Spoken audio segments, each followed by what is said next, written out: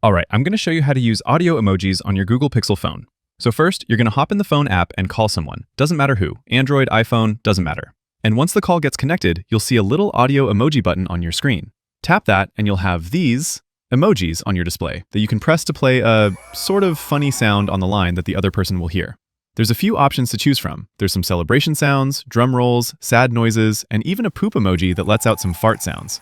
I guess they're kind of funny, but I've tried these on the receiving end, and I don't know if it's my phone or carrier or what, but some of these are extremely loud, to a point where all I could hear was random, ear-piercing noise. Couldn't really tell it was supposed to be some kind of audio emoji celebration sound. So personally, I'd probably be pretty annoyed if you played these when you're calling me. Anyways, that's audio emojis on the Google Pixel. This is, by the way, a Pixel-exclusive feature built directly into the phone app. So, as of right now, phones like Samsung, Motorola, OnePlus, they do not have this feature. Thank God. That's all I got. And as always, click that like button if this video helped, subscribe for more, yada yada yada. Thanks!